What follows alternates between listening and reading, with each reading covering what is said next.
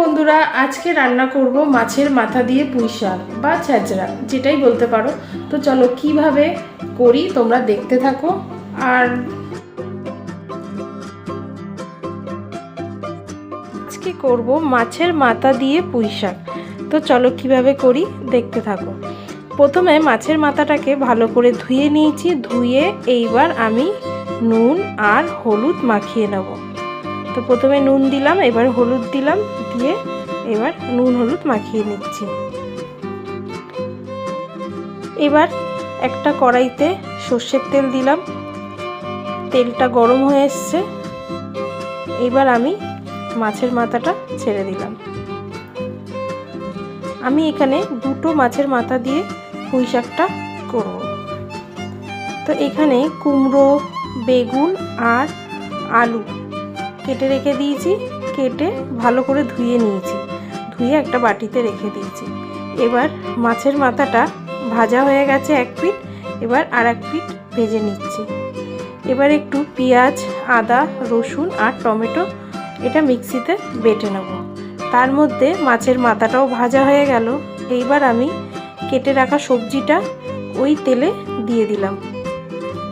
কুমড়ো, বেগুন আর আলু এটা একসাথে ভেজে নেব। এবার এর মধ্যে একটু স্বাদ মতো নুন দিয়ে দেবো আর হলুদ দিয়ে দিলাম।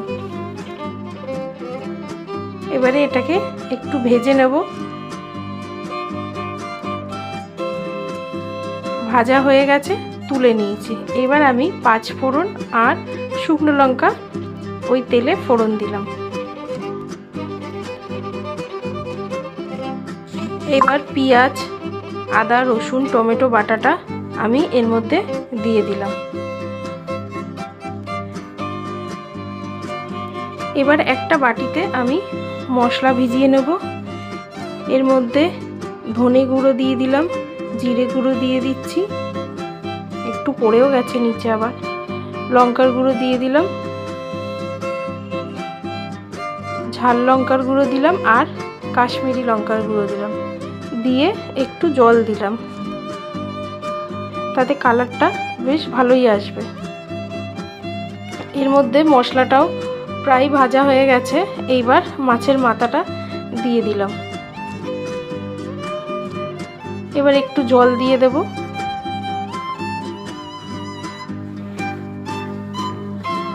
মাছের মাথাটা ভাজার সময় ভেঙে গেছিল। এবার আমি মশলাগুলো দিয়ে দিলাম। এখানে পুঁই শাক ধুয়ে রেখে দিয়েছি, একটা ঝুড়িতে জল ঝরাতে দিয়ে দিয়েছিলাম। তো এইখানে প্রায় হয়ে গেছে মশলাটা। এবার আমি ভাজা সবজিগুলো এর মধ্যে দিয়ে দিলাম, দিয়ে একটু নাড়িয়ে চাড়িয়ে নিলাম। এবার আমি শাকটা দিয়ে দেবো। এবার পুঁই শাকটা দিয়ে একসাথে সব মিশিয়ে নেব।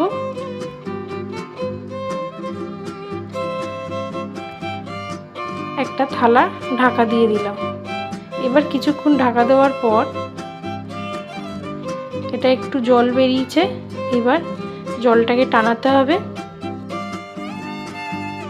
এইবার জলটাকে টানিয়ে একটু নুন দিলাম।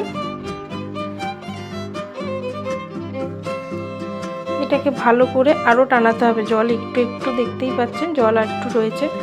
নুন আর একটুখানি আমি স্বাদ মতন চিনি দিলাম। দিয়ে এবার ভালো করে পুঁই শাকটা নাড়িয়ে নিচ্ছি। জলটা প্রায় টেনে এসছে।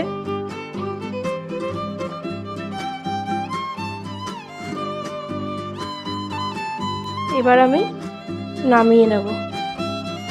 এটা পুরোপুরি জলটা শুকিয়ে গেছে।